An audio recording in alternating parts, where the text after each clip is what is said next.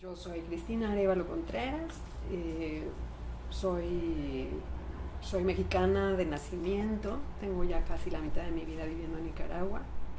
eh, Soy activista, feminista, eh, lesbiana, tortillera, eh, y nada, trabajo aquí en La Corriente, pues haciendo un poco de todo. Somos un equipo muy pequeño, así que hacemos de todo un poco. Yo soy Juanita Urbina, soy nicaragüense, eh, vivo en Nagarote, soy una persona trans y pues trabajo aquí también en La Corriente. eh, Estudio mi último año de trabajo social y pues también soy activista, feminista y pues eso.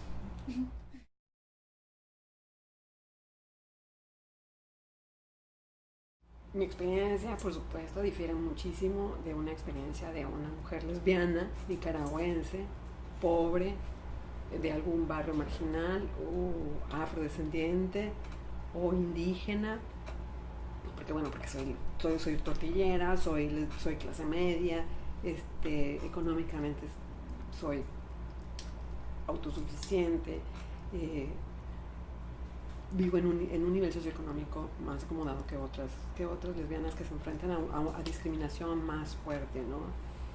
Sin embargo, sí he recibido, son como estas, como comentarios así, bajita la voz. Ahí van esas cochonas, ¿no? Ahí van las tortilleras, o ahí vienen ese tipo de cosas, ¿no? O las típicas miradas, ¿no? Que se te quedan bien, o se te quedan bien, ¿no? Ahí viene, y son miradas muy ostentosas. ¿Qué es lo que yo he hecho para salir de eso?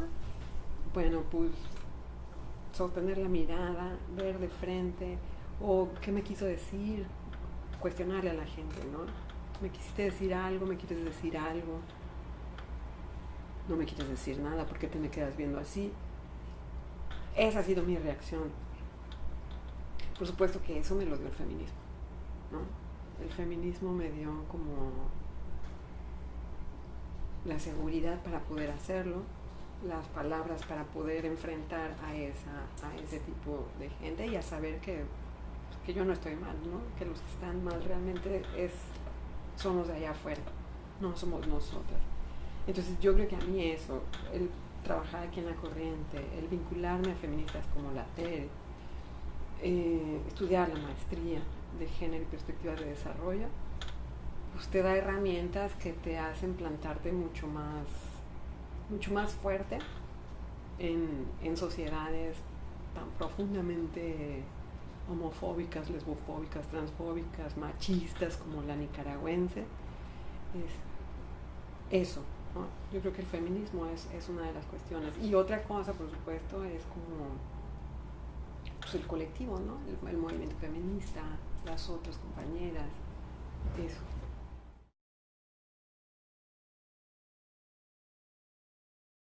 En La Corriente lo que hacemos cada año, ¿no? Son ciclos de formación con personas diversas, no necesariamente solo lesbianas, o sí a veces con solamente jóvenes lesbianas. Nos organizamos haciendo seminarios de reflexión, hacemos, bueno, el programa de radio Cuerpos sin Vergüenza. En junio, en junio dedica toda la jornada de junio, todo el mes, a hablar de la diversidad sexual. Y hacemos mucho énfasis nosotras en hablar de lesbianas y en hablar de mujeres trans, ¿no? Porque esa sí es una apuesta política de esta organización, ¿no? O sea, las mujeres lesbianas y las mujeres trans hemos sido como la cola del vagón del movimiento LGBT, ¿no? Hemos sido las que menos hemos tenido como oportunidad de formación, como oportunidad de vocería y eso. Entonces, pues eso es lo que nosotras hemos decidido hacer, ¿no? Y de eso otras cosas, ¿no? Siempre campañas y esto siempre está como también de saber qué es lo que piensan las lesbianas, saber qué es lo que piensan las mujeres trans, y así las incorporamos también a lo que hacemos.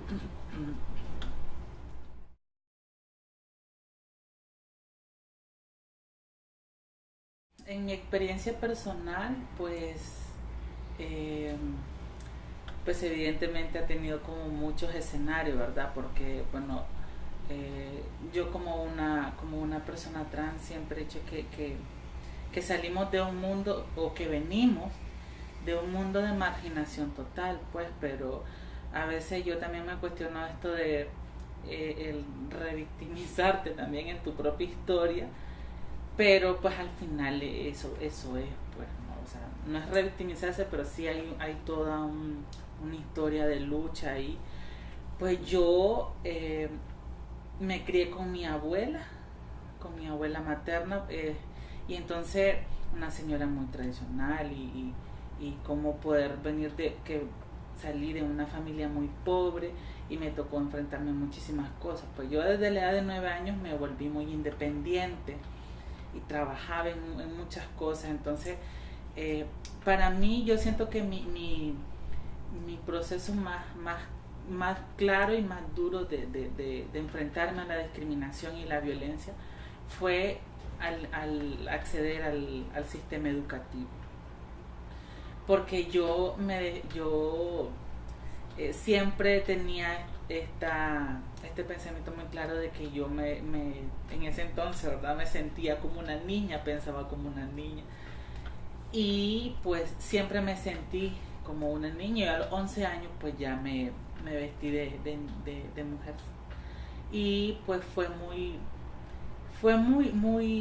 duro, y más evidente cuando entré a la escuela, porque sí había discriminación en mi casa, en mi familia, pero digamos como lo más claro fue en la escuela, pues, porque yo siempre siempre peleé por ir de falda y no de pantalón, porque en el pelo me hicieran colita y no me lo peinaran para atrás. Y entonces en la escuela me enfrenté con este escenario ya de los niños que te vulgarean, que te dicen, y entonces, y así sucesivamente, siempre caminaba muy a la defensiva. O sea, alguien me decía algo y yo le trataba horriblemente, pues entonces caminaba como demasiado expuesta, porque yo sentía que esa era mi forma de defenderme. Pero pues la situación y los escenarios, como te decía, cambiaban, y fueron variando en base a cuando llegué al mundo de las organizaciones. Y también por el hilo que decía la CRI, o sea, yo creo que llegar al mundo del feminismo y encontrarte con otras mujeres que tienen probablemente las experiencias de vida cercanas a las tuyas, leer teoría feminista que también te ayuda a salvar tu propia vida y salvarte de muchas cosas. A mí, por ejemplo, me permitió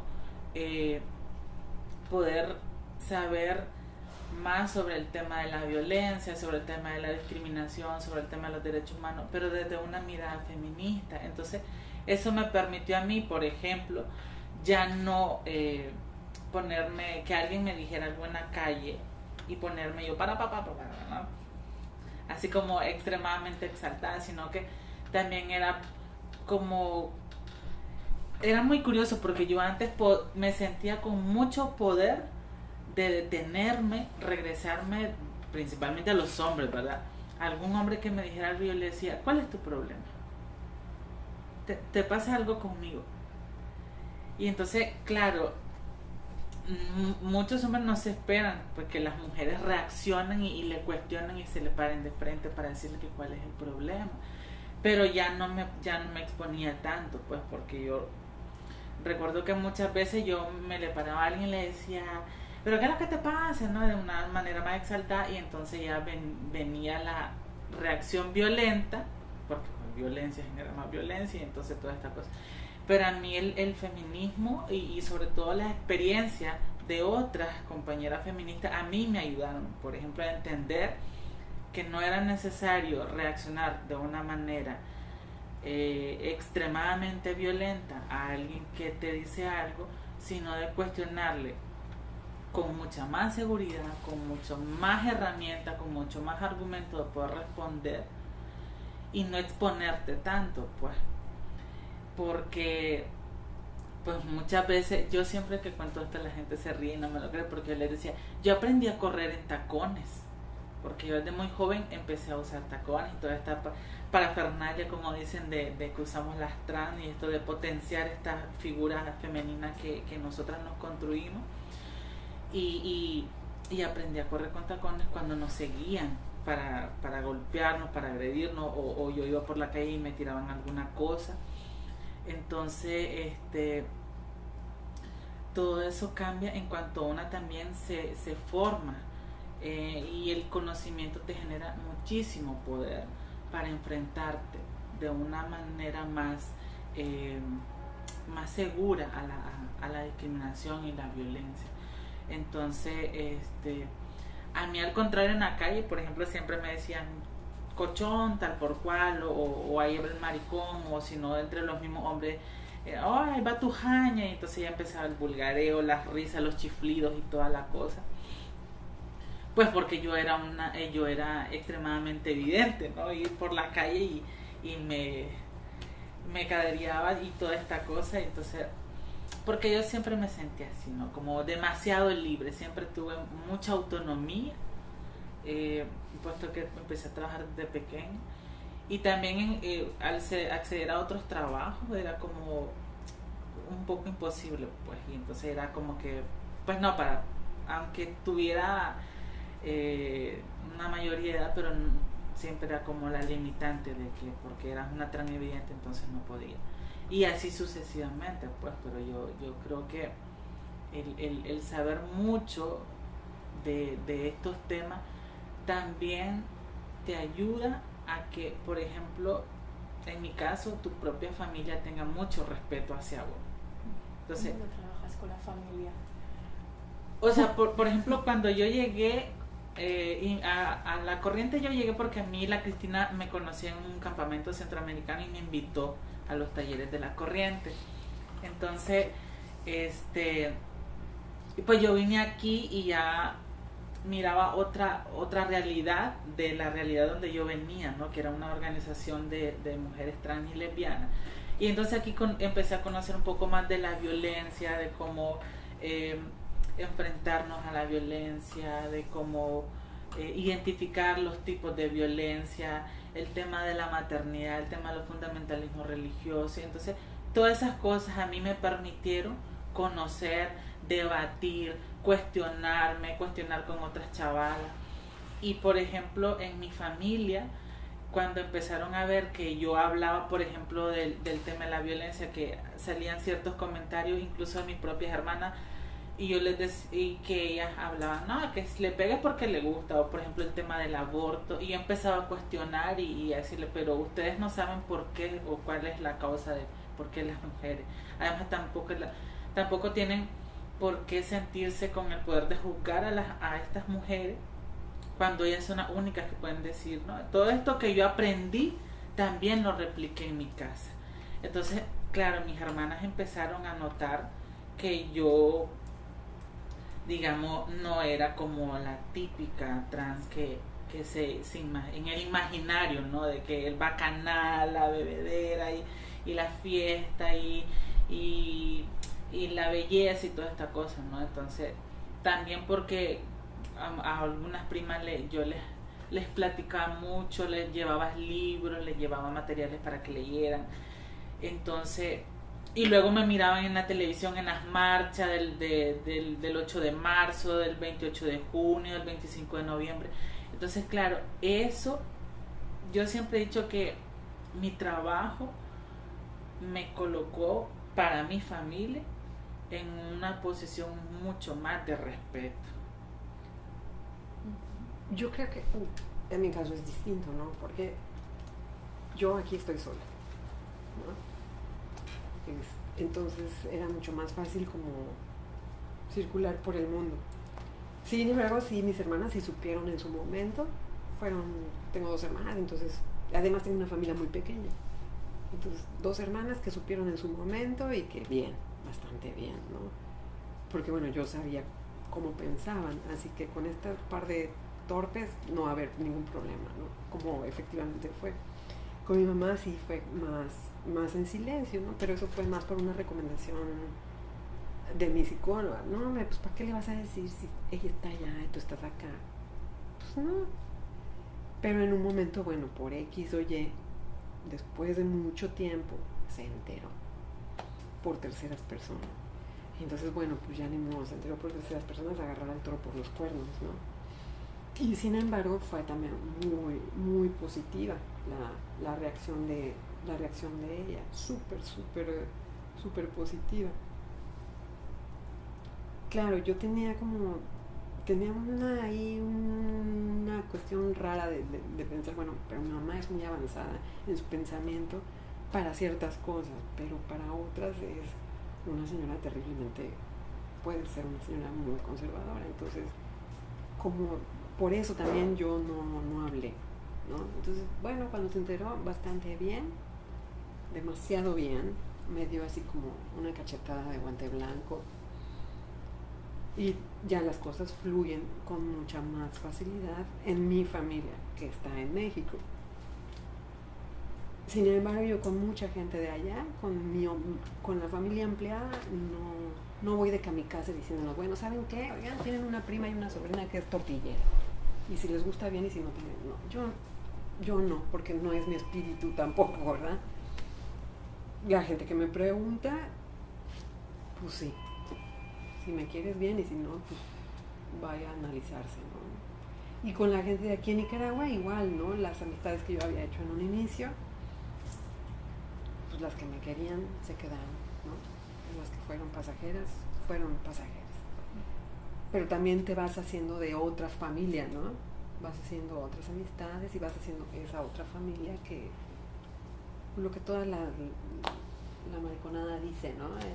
Vamos haciendo la familia alterna, ¿no? Alternativa, que son otras tortilleras, otros maricones, otras trans con las que... Y yo reivindico esos términos porque me gustan, ¿no? Yo prefiero decir tortillera que lesbiana, porque es mucho más gráfico, entendible y la tortilla es muy sabrosa.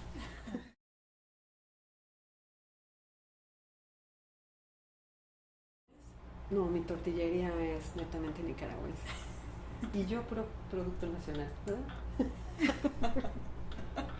Sí, no, lo mío fue aquí. Claro, cuando me descubrí aquí, empecé a hacer como el flashback de mi vida. Dije, ay, con razón me pasaba esto con la fulanita, ¿no? O con la perenganita. Y dije, no, pues lo mío es de toda la vida. ¿En qué momento quise ocultarlo? Pero bueno, ya, ni modo, lo hecho está. Y me fue bien.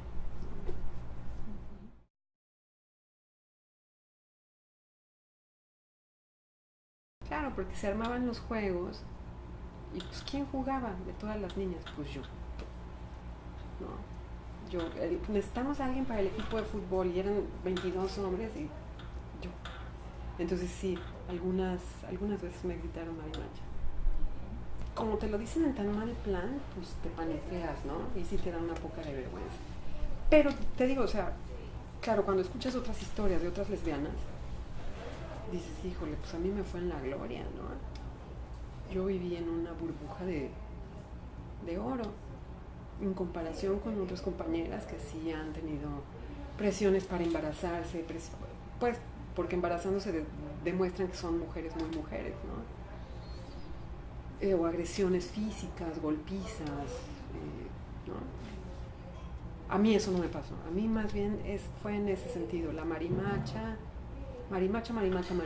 la tomboy, ¿qué otra cosa me decían? Y nada, y esto de las miradas, ¿no? Lo de las miradas sí es muy, hasta la fecha, todavía entras al banco y se te quedan bien así, o entras a un bar, a un restaurante y se te quedan viendo, porque además entras con otra mujer, entonces es inevitable, ¿no? Y además yo con mi pinta, esta seguro es el hombre, ¿no?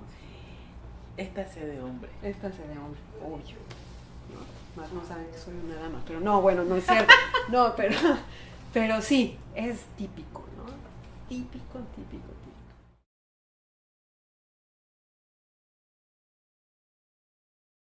Yo creo que cuando estuve, pues antes de casarme tal vez, ¿no? Estuve casada con un nicaragüense, por eso me vine a Nicaragua.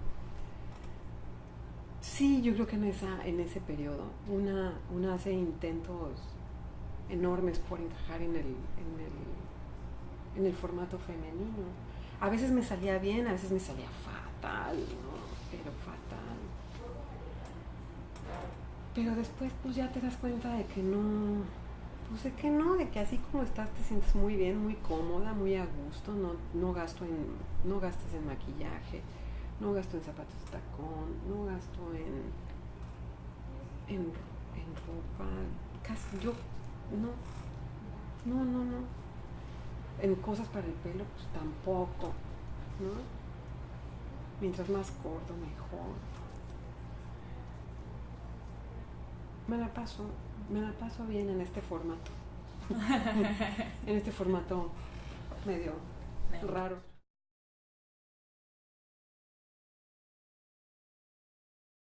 La verdad que pues llegar hasta donde estoy ahorita en el tema de la educación ha sido toda una odisea.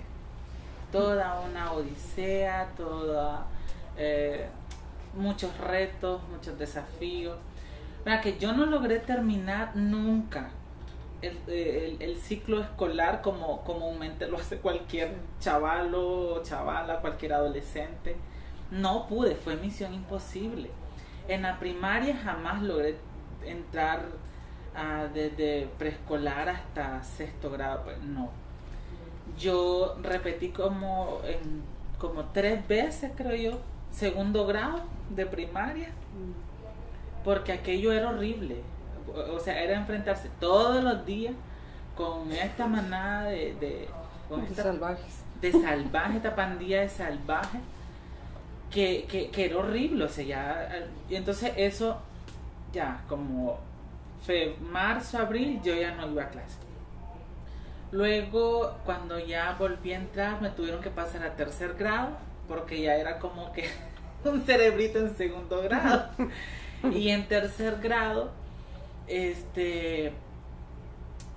me salí y empecé a estudiar de noche, por la noche, porque entonces yo ya trabajaba y pues a mí nunca quise dejar mi trabajo, porque eso era lo que me mantenía. Al contrario de la Cris, yo siempre era toda esta estética impecable del ser mujer, el maquillaje, tacones y toda esa cosa, pues. Entonces desde muy chiquita, incluso fíjate que a mí me celebraron mis 15 años con vestido y todo. Entonces todo el mundo tuvo que ver, porque los 15 años el colchoncito de la loma. Entonces luego entré a estudiar de noche, y así pues estudiaba una modalidad que se llama aquí, antes le llamaban modalidad por madurez, ahora le dicen modalidad a distancia, y así logré terminar sexto grado. Pero en ese lapso de tiempo también yo me peleaba. Entonces ahora eran con las chavalas, cuando estudiaba de noche. Me peleaba casi todas las veces con las chavalas, porque algunas chavalas, era como esta cosa de que, ay no, que el colchón, ay no, que no sé qué. Entonces decía, ay, que estas malditas me tienen envidia, ¿no? De todas estas cosas que nosotras. Entonces, y mira, con una en especial, siempre nos dábamos unos agarrones. Por eso te decía, yo antes era extremadamente agresiva. Tenía una agresividad que no tenés idea. Al final pues me logré promocionar de sexto grado, y ya pues llegar a la secundaria pues fue algo peor, porque entonces empecé a estudiar sabatino. Pero en el colegio, cuando yo el primer año que entré, me encontré con un profesor que me daba español. Era uno de los mejores, ¿verdad?, españoles, y era evangélico. Entonces nunca pasé su clase, nunca. Siempre la dejaba con 11. Hasta que un día llegó otra profesora que le llegó a cubrir, y yo pasé su clase con 80. Entonces, obviamente quedó evidenciado pues la malditencia de este viejo. La cosa que dejé de estudiar porque decía, ya estoy harta, ya no quiero. Todos estos viejos que están aquí ya no los soporto, ya me tienen harta. Y así pasé 5 años, casi 5 años sin poder estudiar. Luego entré a estudiar y fui a estudiar a otro instituto de otro municipio. Y entonces fíjate que en ese instituto recuerdo que el primer año bien, más o menos bien. Pero el segundo año, cuando ya iba yo a tercer año, me dijeron, recuerdo que estábamos en la fila para las inscripciones y el director me dijo, no, que no podía matricularme, porque para matricularme en esa escuela, habiendo terminado el otro año anterior, ¿va? Que para estudiar yo en el colegio tenía que vestirme como hombre porque mi documento decía que yo era un hombre. En ese entonces yo estaba empezando a incursionar en el mundo de las organizaciones, y recuerdo que yo me fui, porque, una vergüenza, yo casi que me moría, yo trágame tierra, porque delante de todo el resto de estudiantes, y yo con la gran ilusión ¿no? Y yo casi que me moría de la vergüenza. Y recuerdo que para en ese entonces hubieron muchos colegios que también se les negó la matrícula a otras compañeras trans. Y nos juntamos e hicimos una denuncia pública al Ministerio de Educación ese año. Y pues al final pues logramos que el ministerio mandara una carta a esos centros educativos para que nos permitieran a nosotras entrar acatando las normas del colegio. Era como un arma de doble filo, porque por un lado sí podíamos entrar, no hay ningún problema, y todo, pero teníamos que acatar las normas. Entonces al final pues no hacíamos nada, porque volvíamos a lo mismo. Y decían, no, ya estoy harta. La vestimenta entraba como norma, claro, entiendo. Claro, sí, la apariencia. Y la vestimenta pesaba mucho, Sí. muchísimo. Entonces, sí les permitimos entrar, pero tienen que acatar las normas. Y una de las normas era que teníamos que llegar con ropa de hombre. Entonces, pues, ¿no? La cosa que yo decidí ya, definitivamente no. Ya estoy harta y ya no. ¿Qué me importa a mí que digan que soy burra, que soy todo lo que quieran, pero ya no quiero? Sin embargo, muy dentro de mí tenía esto, porque yo decía, puta, pero ¿por qué tanto odio? Decía yo hacia nosotras. ¿Por qué nos rechazan? ¿Por qué no puedo yo? O sea, yo siempre tuve el ánimo y el espíritu de terminar porque fíjate que yo miraba ya a fin de año las promociones de quinto año con los chavalos con sus mamás y con las togas y todo eso, y yo siempre me soñaba verme ahí. Siempre, yo era mi sueño, y yo lloraba cada vez que miraba un desfile de graduación porque decía, yo quiero ir ahí también. Qué maldición la mía de que no pueda. Fíjate que muchas veces me decía yo, siempre me decía de que yo no podía hacer muchas cosas, por decir, tal vez porque yo soy así.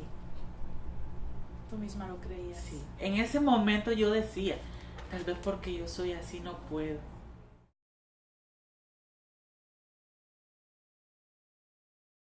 Ahí pasaron unos años sin estudiar. Y en esos años fue cuando yo ya estaba en la corriente.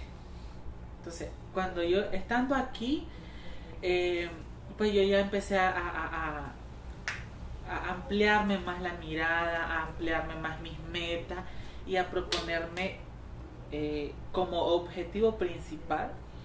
Y yo siempre se lo agradezco enormemente a María Teresa, porque ella siempre me impulsó a decirme de que no, que yo tenía que entrar a estudiar, porque si yo quería ser una buena activista yo tenía que estudiar.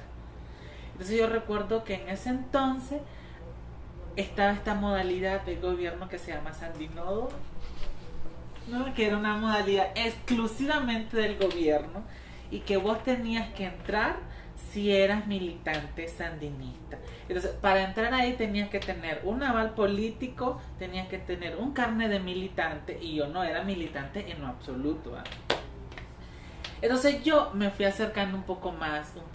Esto también, que en algún momento lo voy a resaltar, pero que me gustaría dejarlo en evidencia, que esa fue una de las estrategias que yo utilicé de resistencia. Acercarme, crear alianzas con la estructura del barrio, con las estructuras del frente, con la juventud sandinista, y eso me permitió a mí facilito entrar a estudiar mis 2 años. En un año estudié primero, segundo y tercer año, que era el primer nivel, y el segundo nivel era cuarto y quinto año. Y entonces allá me miraban, yo hasta fui representante de mi barrio en el frente. Claro, yo no iba a estas reuniones ni todas estas cosas que hacían, porque yo siempre decía, no, es que yo trabajo, no puedo. Pero sí iba los lunes a una reunión de barrio que se hacía. Y entonces yo ahí, no, claro que sí, compañero, y que vamos por más victoria, y que vamos, no. Porque uno tenía, o sea, yo por la necesidad de terminar mi quinto año, y luego en quinto año... Una pregunta, cuando ibas ahí, ¿ibas con tus vestidos? Sí, iba con mi vestido, con mi pelo. Con mi pelo bellísimo. No, dentro de esa estructura yo recuerdo que nunca recibí ningún tipo de discriminación ni nada. Porque claro, ellos tenían esta estrategia de que este gobierno es el que reivindica los derechos a todo mundo. Y aquí no hay discriminación, ni exclusión, ni nada. Y yo muchas veces me levantaba y mi voz se hacía escuchar. Siempre fue una voz que tenía mucho liderazgo y siempre movía gente, claro, porque toda la gente en mi barrio desde chiquita me conocía. Entonces era como, no, que la compañera Juanita, y no tiene mucho liderazgo. Y el reconocimiento que te dan a ese liderazgo, ¿verdad? Porque al final es pura estrategia política. La cosa es que yo en quinto año ya pues entré normal. El problema empezó a mediados de año de quinto, porque no, o sea, lo que pesaba era cómo iba a ir yo en mi graduación. Si iba a ir en la fila de los hombres o si iba a ir en la fila de las mujeres. Pero también porque también a mediados, en ese año hubieron ciertas cosas, ¿no? Por ejemplo, en los actos del Día de la Mujer. Recuerdo que en una ocasión la profesora dijo, bueno, hoy que vamos a celebrar el Día de la Mujer, y entonces todas las mujeres salgan. Y yo fui la primera que salí, entonces me dice, no, pero usted tiene que quedarse. Y yo, pero ¿por qué, profesora? Si vamos a celebrar el Día de la Mujer y yo también soy mujer, ¿o es que me está discriminando? Yo también como estrategia siempre utilicé el discurso que daba la Chayo, siempre lo utilicé y lo contrarrestaba con las cosas que me hacían, porque yo le decía, ¿y cómo es que ustedes hablan de no discriminación y de reivindicación de derechos si lo que están haciendo es discriminándome? Para todo. Y también me tocó pelearme con compañeros de clase que eran evangélicos, que también me tocó pelearme con profesores que daban clases de la Biblia en la escuela. Pero mi mayor reto fue, y el desafío, ir a mi graduación como Juanita y en la fila de las mujeres. ¿Lo conseguiste? Y lo conseguí. Y fue un hito en la historia de las graduaciones de los bachilleratos del Instituto de Nagarote. Nunca jamás, a pesar de que un año atrás se había bachillerado una compañera trans, pero no le permitieron a ella desfilar con las mujeres ni así vestida de mujer.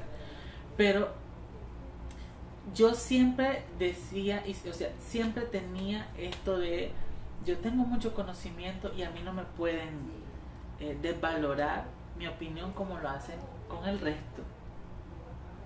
Y eso fue también gracias a la reflexión feminista.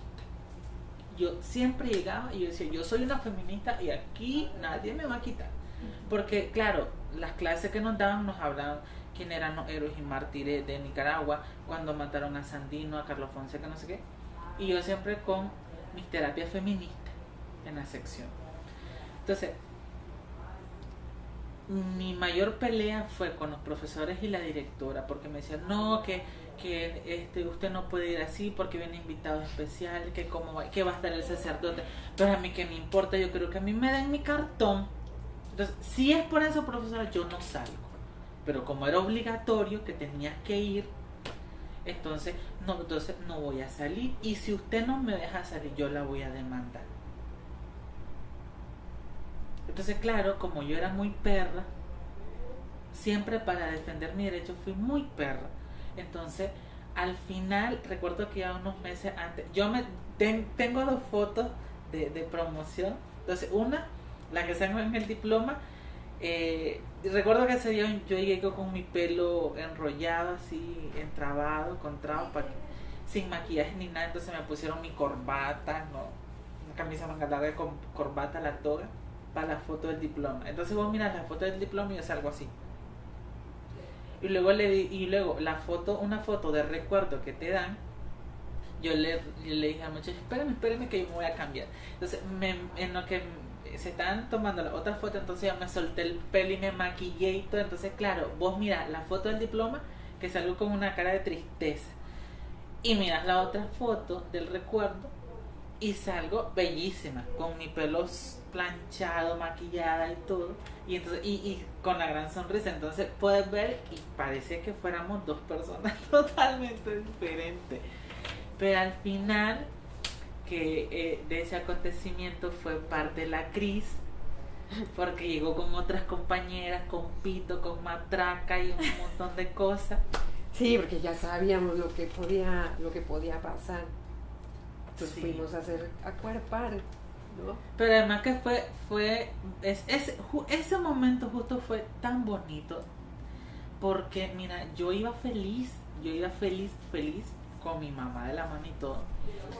Y recuerdo que me llamaron como Juan Carlos Urbina, pues, pero era todo, fueron tantas risas, tantas confusiones, porque claro, miraban que aquel gran mujerón con mi mamá, entonces dicen bachiller Juan Carlos Urbina, y entonces paso yo, y entonces, no, perdón, me equivoqué, dice el maestro de ceremonia, entonces empieza a buscar, pero, no, perdón, sí, entonces aquello era de reírse. Y empezamos nosotras a gritar, bravo Juanita, para que se oyera, ¿no? Al fondo del auditorio, al fondo del auditorio, gritando, entonces de pie y aplaudiendo. Entonces, claro, mis compañeras de clase, algunas que también se levantaron y gritaban Juanita, y aplaudían. Entonces, todo el resto de bachilleres se tuvieron que levantar y aplaudir. Entonces, claro, la gente también se tuvieron que levantar y aplaudir. Entonces, aquello fue un momento tan especial para mí. Y fíjate que en ese momento yo dije, yo recuerdo que mi mamá me agarró fuerte de la mano. Yo casi que lloraba y me decía mi mamá, no llore porque aquí está Supremo. Entonces yo recuerdo que antes que nos dieran el diploma me agarró la mano fuerte, y son palabras que nunca se me olvidan. Y recuerdo que mi mamá me dice, lo logramos. Porque claro, yo siempre le contaba a mi mamá, y mi mamá en parte creo que sufría mucho de verme sufrir a mí, pues, con mis cosas. Pero fue el momento más importante de mi vida en ese momento.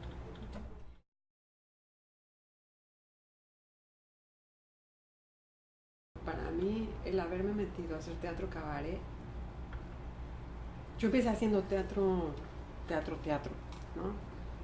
De la escuela de Stanislavski, no sé qué, aquí, pero después haberme contactado con el teatro cabaret y aprender a hacer y entender que hay que reírnos de nosotras mismas y que hay que reírnos del machismo y de la homofobia y de los homofóbicos y de los lesbofóbicos, transfóbicos y de todo eso, yo creo que sí al menos a mí sí me salvó, ¿no? me salvó y me dio muchas, pues como herramientas para eso, ¿no? Para decirle, uy, joven, pues, ¿cómo me dice caballero? No el bumper delantero que anda, ¿no? Cosas así. Y claro, el que se apena y le da vergüenza es al otro, ¿no? Tú sigues comiendo tu ceviche, echándote tu cerveza, ¿no? Entonces, a mí, sí, el humor y yo creo que también a la corriente le hizo mucho bien vincularse a esta propuesta de teatro cabaret, ¿no? Porque yo creo que a partir de ahí, como que en todas las cosas que hemos hecho, hemos tratado como de darle un poco de salida por ahí, ¿no? ¿Qué creéis que aporta el teatro cabaret aparte del humor o de las del personas humor que estáis? ¿Puede también modificar imaginarios? Yo creo que a la gente se le... Pues a ver, no es que se te va a modificar mi imaginario, ¿verdad? Pero sí dices, híjole, sí, eso que están diciendo sí me toca a mí también, ¿no? Nosotros hicimos una obra de teatro que se llama Las hijas del maíz, que hablaba sobre lesbianas. La Juanita salía como mujer, con su cabello largo y todo. Y la gente que nos fue a ver sí hablaba sobre lesbianas. Toda la historia es sobre las lesbianas, cómo nos va, burlándonos de nosotras las lesbianas, burlándonos de nuestras mamás, burlándonos de, bueno, no de nuestras mamás pues, pero de sus formas de pensar, burlándonos mucho de la gente que nos agrede y haciéndoles ver lo que nos hacen sentir cuando nos agreden. Y la gente que sí fue a ver esa obra sí se sintió como fueron muchas lesbianas a vernos, ¿no? Y muchas lesbianas que nos dijeron, híjole, eso que están diciendo yo lo he vivido, yo lo he experimentado. Hubo gente que llegó a sus mamás a ver la obra. Entonces no sabemos si logramos cambiar los imaginarios sociales, pero aportamos a que no se viva, pues a que no se viva como un drama y unos latigazos acá, el ser tortilleras, ¿no? Que también tenemos sentido del humor las lesbianas. Porque me acuerdo que cuando escribimos esa obra era mucho de, pero es que, ¿sabes? Y se lo decíamos a la directora, ¿sabes? Que hay mucho drama, hay mucho dolor, hay mucha violencia en el gremio lésbico, ¿no? Pues sí hay mucho de que estar rabiosas y de que estar furiosas y de que... Pero la vida no es solo eso, ¿no? Hay que reírnos y hay que burlarnos de eso, ¿no? Entonces por lo menos pasaban una hora muriéndose de la risa, eso sí. ¿A cuántos sitios llevasteis la obra? Estuvimos aquí en Nicaragua, solo nos faltó creo que la costa. Estuvimos en el Festival Internacional de Teatro Cabaret en México, en El Salvador y en Costa Rica. Y aquí estuvimos pues en León varias veces, aquí en Managua varias. Aquí en Managua hicimos temporadas, en algún bar que estaba por ahí abierto, que nos abrió sus puertas, estuvimos varias veces. En el Teatro Justo Rufino Garay estuvimos también varias veces. En donde más estuvimos en Chinandega, en Estelí, en Matagalpa, también que ahí hay una comunidad grande LGBT, pues también ahí estuvimos varias veces.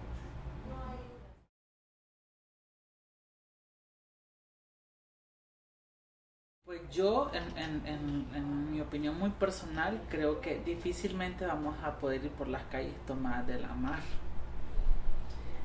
Han habido algunos compañeros que sí se atreven, pero yo en lo personal soy de la opinión que a mí la seguridad personal me pesa mucho, pues, porque yo no quisiera exponerme a estas agresiones y todo. Aunque a mí no me importa lo que digan la gente. Yo salgo, por ejemplo, con mi pareja, allá donde yo vivo, y nosotros vamos al parque y nos sentamos y estamos comiendo y que de repente yo le toco la cara, que no sé qué, de repente pues nos damos un piquito. pero pues ya ir como por la calle así de la mano no. Y por ejemplo, yo no me atrevo a ir a bares donde yo sé que hay una manada de machirulo que nos van a agarrar como sus payasitas de la noche, ni tampoco me voy a poner en algunos espacios donde hay gente que también nos van a agredir, que también nos van a decir, porque no, porque al menos yo con él trato de que pasemos un momento agradable. Entonces yo por lo general trato de ir a lugares donde tengo la seguridad o esos espacios me permitan a mí sentirme segura en mi entorno. Y por lo general, al menos allá, voy a un bar muy específico que la señora es nuestra aliada, digo yo, porque ella, por ejemplo, no permite en ningún momento que haya ningún tipo de discriminación ni agresión. Entonces yo por lo general asisto a este lugar, que no es un lugar meramente LGBT, pero sí es un lugar que te genera confianza, ¿no? Entonces yo, por ejemplo, con mi novio vamos a lugares así, o vamos a algún restaurante a comer donde yo sé que tampoco nos van a decir algo, pero por ejemplo yo no me voy a meter a ciertos lugares donde sé que hay muchísimos machos. Esos lugares así, por ejemplo, yo no entro. En primer lugar, porque está rodeada de tantos machirulos y estar escuchando tanta barbarie, tanta estupidez y tanta nada, pues no. Porque al final las conversaciones de los machos son conversaciones tan huecas, tan vacías, tan nada. Entonces yo prefiero mejor estar en espacio donde realmente me genere seguridad. Sí, yo creo que pues bueno, yo tampoco soy de las típicas que voy con alguien agarrada de la mano, que nos plantamos un beso. No, pero eso es una cuestión de personalidad, ¿verdad? Pero sí, yo creo que, bueno, yo voy a donde me inviten, ¿no? Si me gusta el lugar, pues voy, si no me gusta, no voy.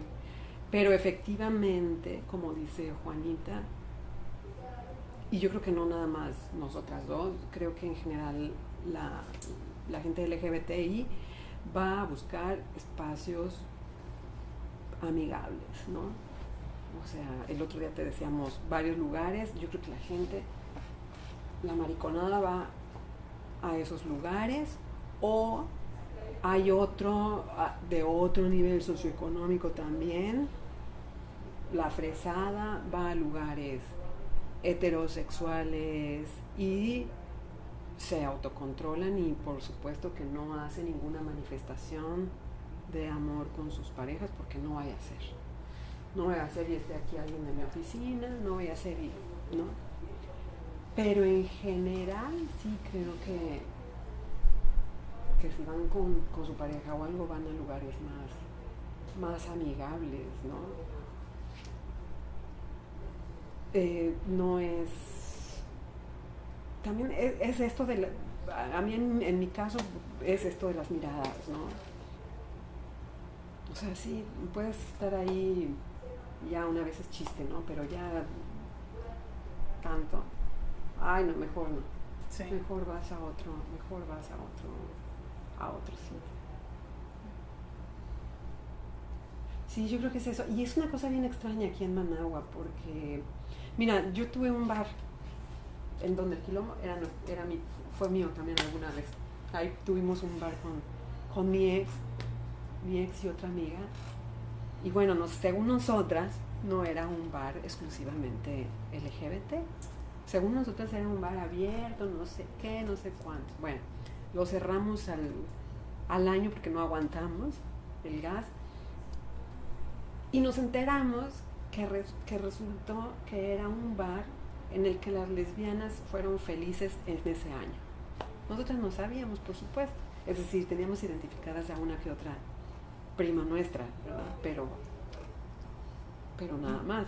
Pero no era necesariamente. Y después nos enteramos que era como su salita de estar, que era el lugar seguro en donde podían llegar, comer, beber, bailar, besarse, tocarse. Y que qué lástima que lo hubiéramos cerrado, ¿no?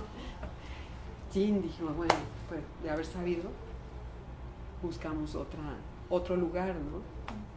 Otro espacio que no nos comiera con la renta, el pago de la luz, el pago del agua, etc.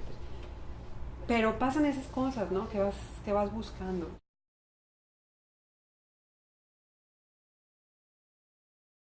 Sí, claro, claro. O sea, una diferencia grandísima, grandísima. Digamos, yo la he dividido o me la he visto así.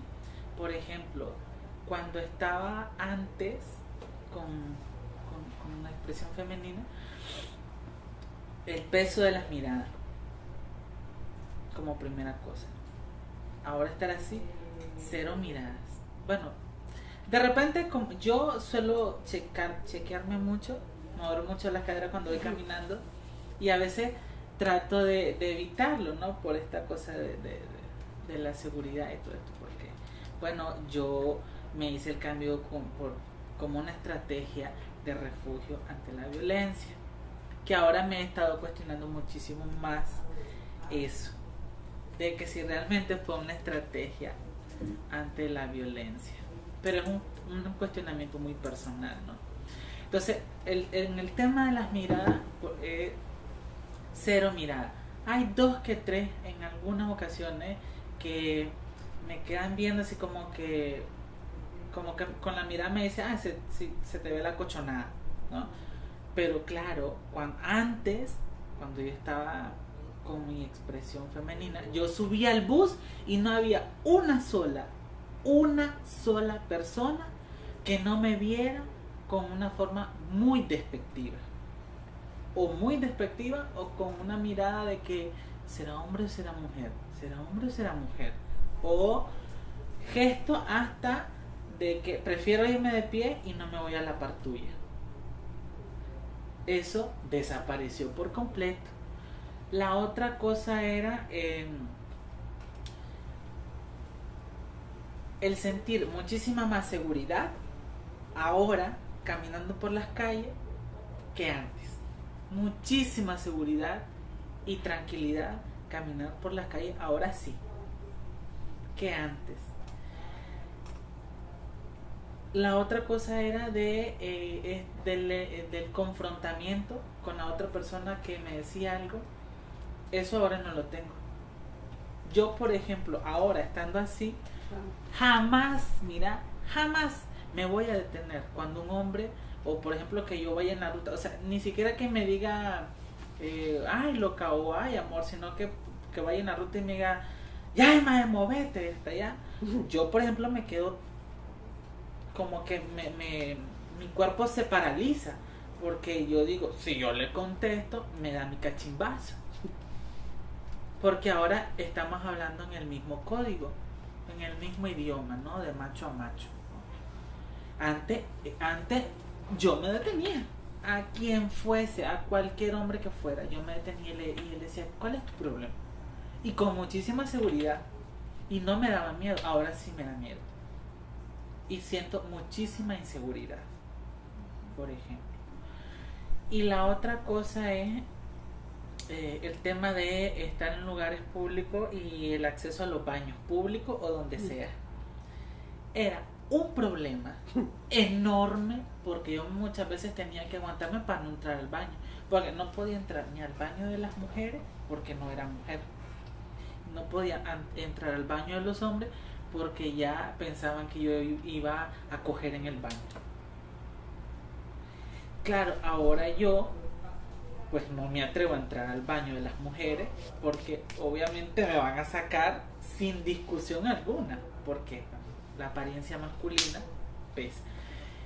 Y entro al baño de los hombres, pero por ejemplo, yo cuando entro al baño de los hombres, yo no me atrevo a orinar en no urinario. Yo entro directamente al inodoro, o sea, yo entro y cierro la puerta. Porque fíjate que me da mucha pena entrar y estar en el urinario, o sea, quitar mi chorro. Y yo siempre orino sentada. Yo no me atrevo a orinar de pie. O por ejemplo, que yo vaya en la calle y yo me vaya orinando y que me detenga y me ponga detrás de un palito y me saco el pajarito. No. Yo no me atrevo a hacer eso, prefiero aguantarme hasta llegar al mercado y pago 5 pesos y entro al baño. Entonces, esas cosas así, claro, es muy evidente, pues la diferencia es grande. Entonces, yo siempre he dicho de que el tener una expresión masculina me permitió, no me ha permitido, me permitió grandemente tener acceso a muchas cosas, porque no puedo decir acceso a todo, o porque ahora me siento con todo el poder, pues no, porque es en absoluto. Pero sí es cierto que antes, cuando estabas como mujer, la Juanita era casi que diario llegaba a contarnos algo, ¿no? Una historia de agresión en la calle, en el bus, en donde fuera, ¿no? Eso sí. Y era muy curioso porque fíjate que en la universidad, por ejemplo, fueron casi 3 años que yo me pasé matando con mis compañeros, con los profesores, y decían, Juan Carlos Urbina, y yo no contestaba. Y entonces me decía, Juan Carlos, contesta. Es que como no me llamó a mí, llamó a otra persona. Cuando yo hice el transitar por el género y llegué a la universidad, o sea, fue automático. Yo me pasé 3 años de mi vida matándome con mis compañeros para que me llamaran Juanita. Y un día, en un segundo, cuando me vieron, todo el mundo me llamó Juan Carlos. Todo el mundo. Todo mundo. Ni siquiera se atrevieron a decirme, ¿qué te pasó? ¿Y por qué venías así? Nada. Y entonces, chaval, ¿cómo estás, mae? Y entonces, loco, o sea, yo no podía. Fíjate, te voy a contar el claro ejemplo de la gran diferencia que hubo así, ¡pum! Cuando yo un día me fui al salón y yo entré yo fui a un salón aquí cerca y había un grupo de hombres que yo pasé y me dijeron cualquier vascosidad que vos te podés imaginar. Y yo iba con mi pelo y todo, ¿no? Con mi ropa de mujer. Yo entré a ese salón. Ahí me corté el pelo y todo. Dentro del salón también me cambié la ropa. Y cuando yo salí de ese salón, estaba el mismo grupo de hombres y nadie más había entrado al salón, solo yo. Y me vieron entrar. Cuando yo salí, era como que no miraron a nadie. O sea, como que en ese momento que yo iba pasando de regreso, no existía nadie. O sea, no pasó nadie, nada. Seguimos aquí nosotros. Nada. Ni se molestaron en volver a ver o como preguntarse. Nada, absolutamente nada. Y entonces, un ejemplo clarísimo como ese, vos podés ver que de estar así, pasas a estar.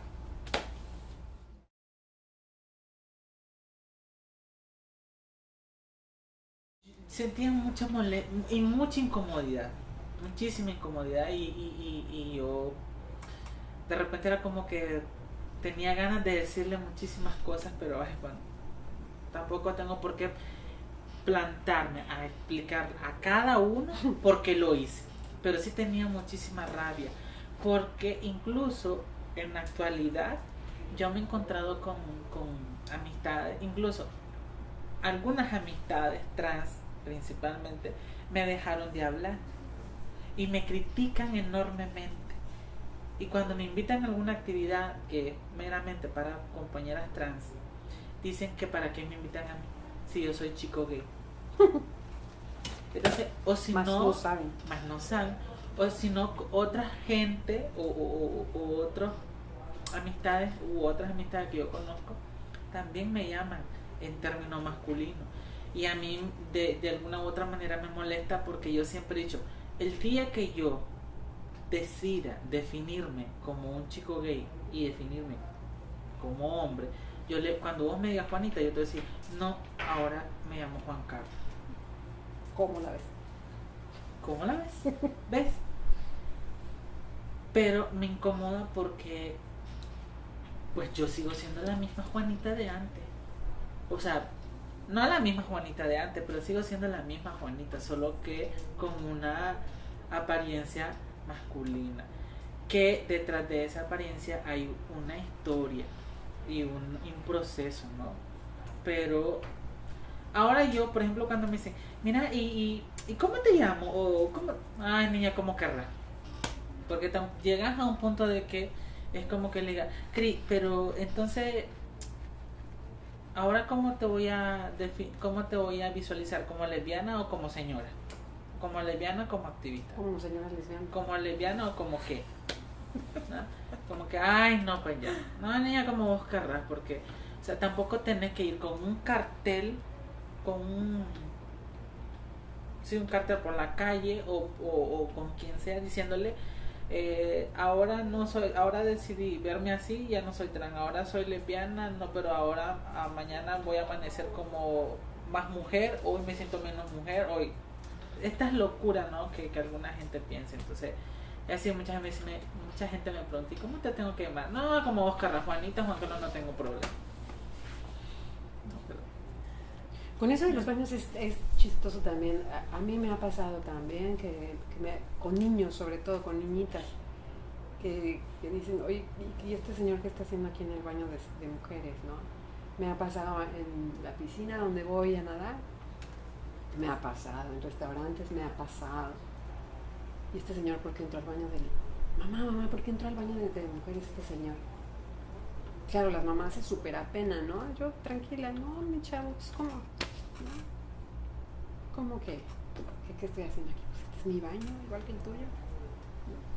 ¿No? Y una vez en Bluefields también, que sí llegaron a tocarme la espalda. Me estaba lavando las manos en el baño, me llegaron a tocar la espalda y me dijeron, oiga, ¿y usted qué está haciendo en este baño? Me volteo. ¿Cómo que qué estoy haciendo en este baño? Por supuesto que se súper apenaron, me pidieron 850,000 disculpas, ya no pasa nada, ¿no? Pero es terrible esto de las apariencias, de la imagen, de lo importante que es la imagen, pues no sé si en todos los países, pero en este particularmente es muy grueso, mucho, muy grueso. No sé si es por lo chiquito, porque todo el mundo, no sé, pero es fuerte. En México nunca me ha pasado. En los baños, al menos.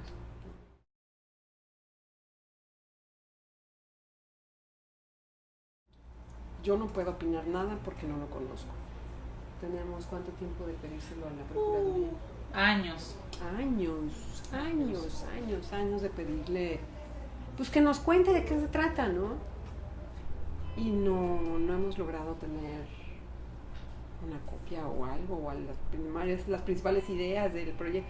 No sabemos, no lo conocemos. Años tenemos de pedirlo. O de que nos inviten o sea, que nos cuenten, ¿no? Y no. ¿Y por qué creéis que no se saben ahora?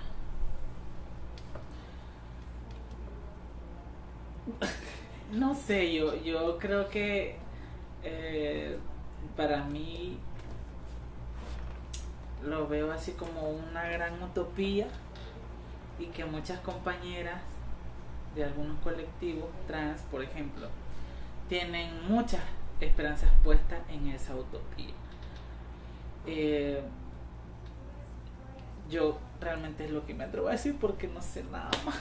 Sí, es que no. Mira, es súper extraño, ¿no? Porque ¿cómo es que vamos a hacer una ley de identidad de género y por otro lado tenemos un código de la familia que no reconoce las parejas de lesbianas y de gays, mucho menos de trans, ¿verdad? Por supuesto. Entonces, no sé, yo creo como Juanita que es como un sueño utópico, es una utopía, ¿no? Te digo, han sido años. ¿Cuándo habrá sido aquel foro en la UCA? ¿2000 qué? ¿13? Como en el 2013, 2014. Por ahí, no, yo creo que antes, como en el 2012, por ahí. Hicimos un foro era algo de la población LGBT. Llegó la procuradora y habló de eso, ¿no? Y le dijimos pues, que nos contara más no, está pues está todavía trabajándose, ¿no? En proceso de revisión. En proceso. Pero ha pasado todo ese tiempo y seguimos esperando. ¿Y quién hace el proceso de revisión? ¿Se sabe? ¿Hay No, colectivos o es desde el propio...? No, pues no sabemos, ¿no? Hay algunas organizaciones trans que están vinculadas a eso, pero que tampoco sabemos mucho, ¿verdad? Es un proyecto clandestino, porque Sí, nadie sabe nada, sí. nadie puede leer nada, no hay ninguna información, nadie sube información de nada. Entonces es como que manejar esta utopía a través de la clandestinidad. Sí, está como ahí, está rondando en el discurso de algunas compañeras activistas, pero es eso.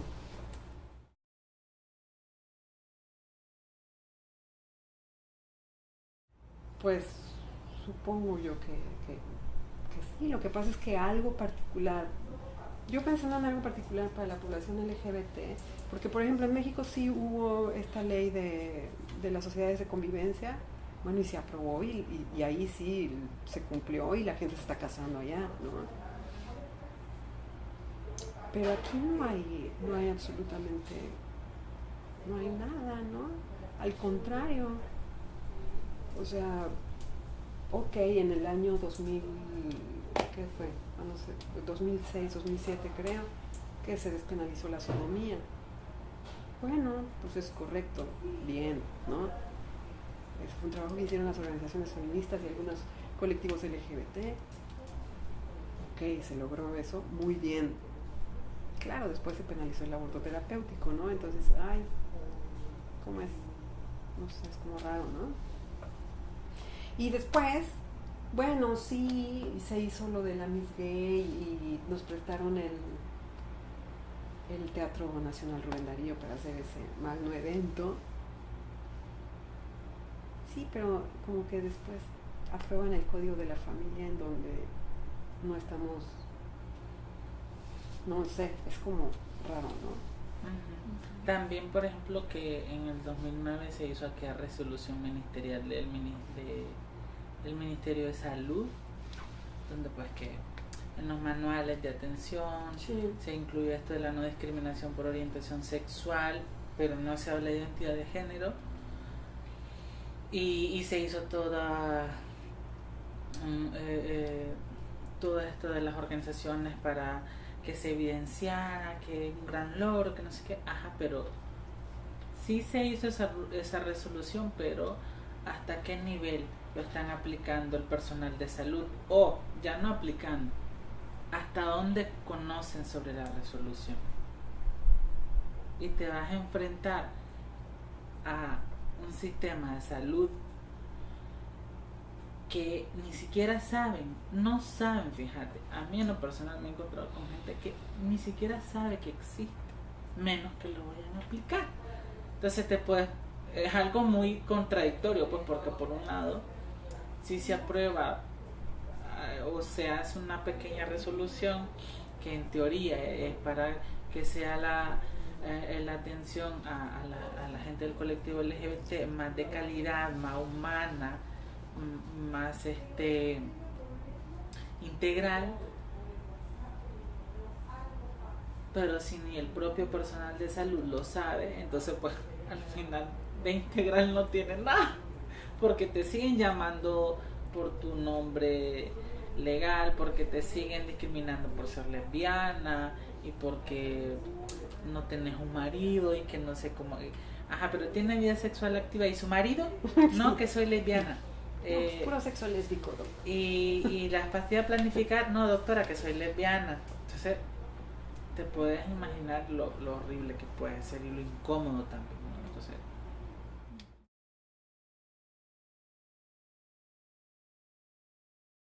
en realidad la gente, hablando del colectivo LGBT especialmente, no se atreven a denunciar. En su gran mayoría no denuncian y prefieren mejor dejar eso ahí y buscar otra estrategia de protección, de resistencia, de autocuidado, porque vas a la policía,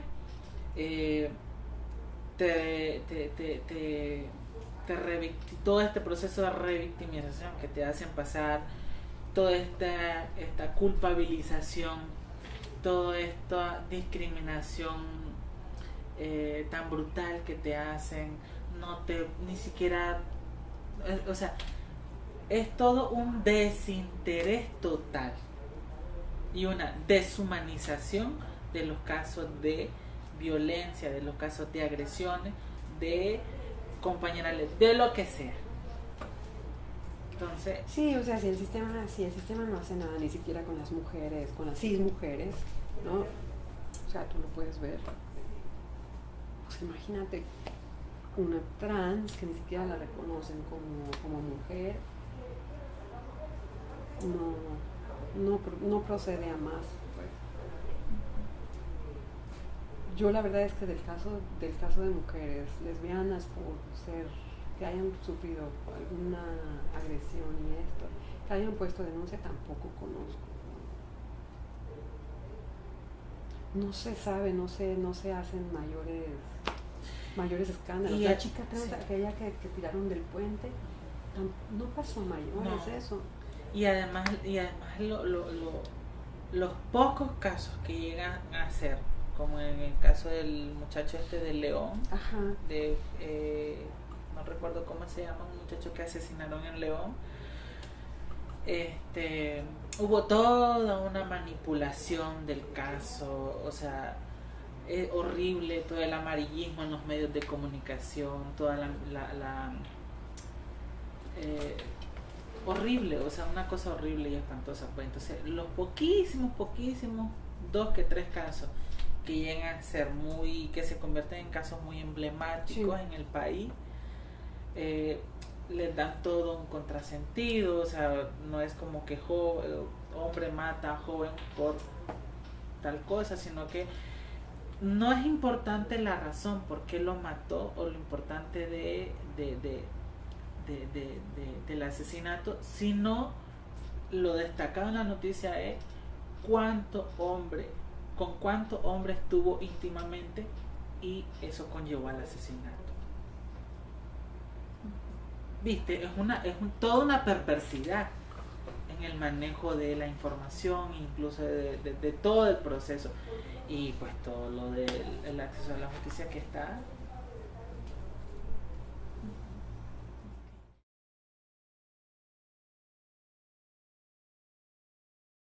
Pues yo creo que nos articulamos para momentos precisos y concisos, ¿no? Creo yo. Por un lado están estas fechas que rememoramos, ¿no?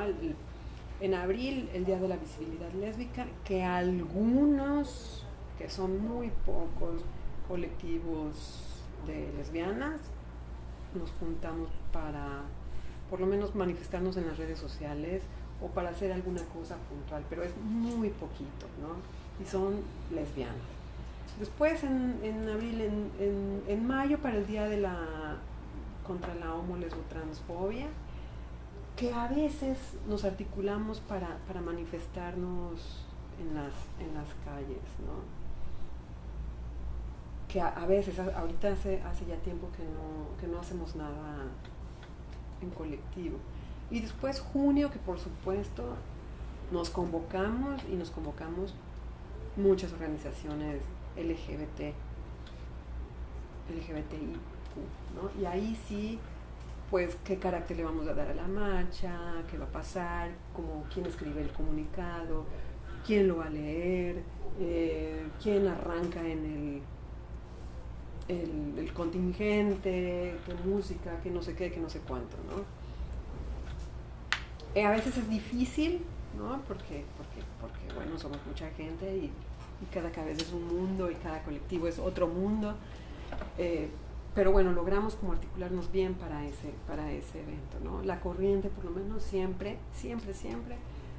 optamos por darle por montarnos en escribir el comunicado, ¿no? Siempre es como misión institucional. Para el 28, en la comisión del comunicado, la corriente tiene que estar, ¿no? ¿Cuál es la razón de ello? La razón es como decir las cosas que a veces no los otros colectivos no van a decir, ¿no? Y como darle esta cara feminista a la cosa y como como resaltar la importancia de los colectivos lésbicos y de la gente trans, ¿no? Y por exigir cosas, ¿no? Eso por un lado. Y después de junio, ¿qué sigue? Junio, agosto, septiembre, octubre, noviembre. En octubre, el Día de la Rebeldía Lésbica, que también es otra vez, ¿no? Los colectivos lésbicos, algunos arman alguna cosilla ahí, o en las redes, o en las calles, ¿no? La corriente por lo regular. Nosotros hacemos programa de radio por lo regular en algunas de esas fechas. Como te decía al inicio, todo junio está dedicado a la mariconada. Y después en esas fechas que también solemos hacer programa de radio, ¿no? Y algunas cosas que hacemos en las redes sociales. Yo creo que ese es el carácter de la organización. Hay diferencias, ¿no? Hay diferencias en cuanto a, bueno, quienes están de acuerdo con el matrimonio LGBT, quienes no están de acuerdo, porque sí, porque no. No hay como una discusión alrededor de eso. Lo de la ley de identidad de género, que bueno, que algunas organizaciones trans pues están metidas en eso, otras que tenemos nuestras reservas y nuestras dudas de cómo está dónde está, enséñenosla, ¿no?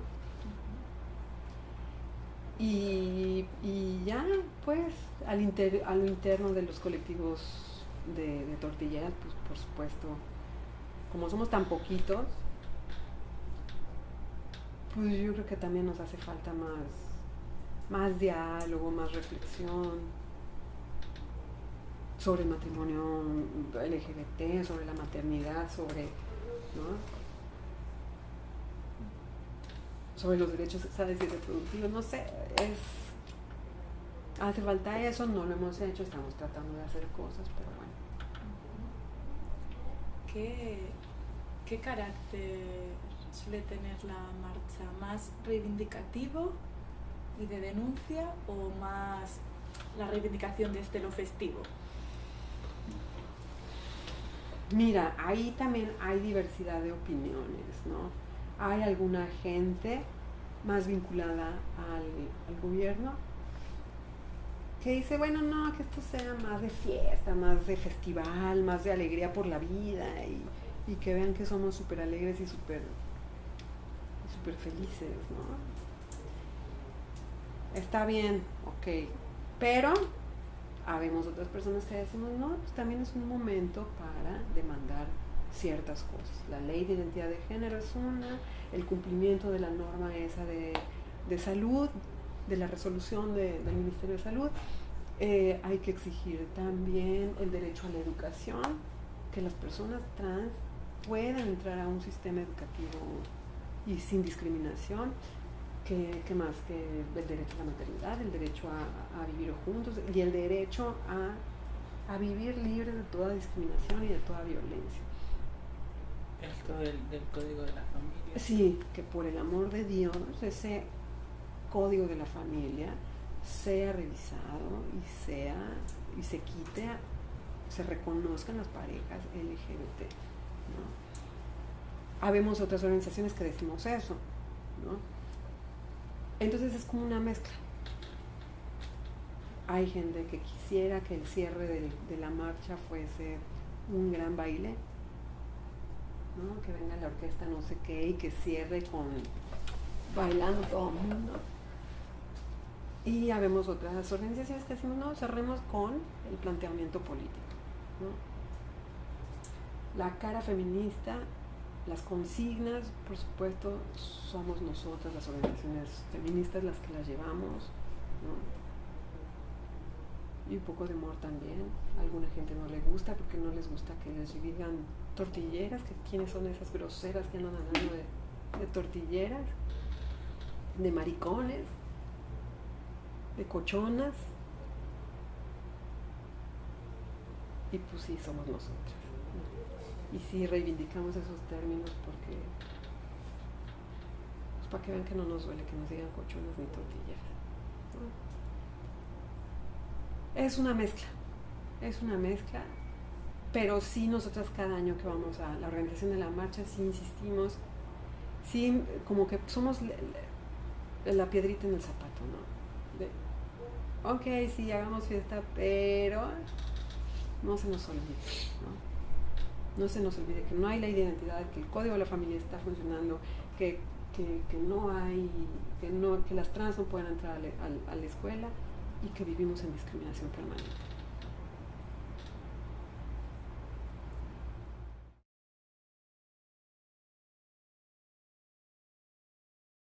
Que la marcha siempre tenga la voz del feminismo ahí muy evidenciada, ¿no? Porque creo que sin esto no se podrían hacer muchas cosas de las que hacemos nosotras cuando estamos haciendo todo el proceso, ¿no? De la marcha, toda esta cosa. Yo creo que quizá esto con la compañera de Safo que vas a platicar al rato también, creo que es una cosa bien importante. De repente pareciera que este movimiento LGBT está conformado solo por jovencitos y jovencitas, ¿no? Y yo creo que un pendiente es esto de qué va a pasar con las personas LGBT o qué pasa con esas personas LGBT de la tercera edad, ¿no? O mayores de 40 años, ¿no? ¿Qué va a pasar con nosotras, ¿no? ¿Cuáles son las necesidades de este grupo LGBT? ¿Quién nos cuida? ¿Quién nos va a cuidar cuando ya tengamos que usar pañales, ¿no? ¿A qué sistema de salud vamos a poder acceder? ¿Cómo nos vamos a mantener? Porque habemos personas LGBT que no tenemos hijos, ¿no? Digo que tampoco es garantía de que te van a cuidar, ¿verdad? Pero bueno. Pero también como es una presión social esto de tener hijos.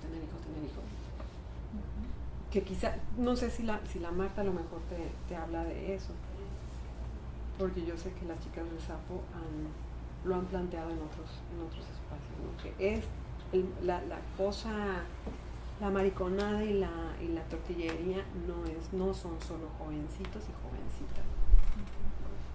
También habemos gente mayores de 40 años que ya nos da un poco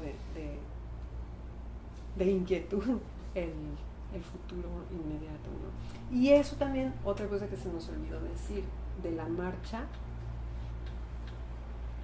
cada año hay más gente que se suma.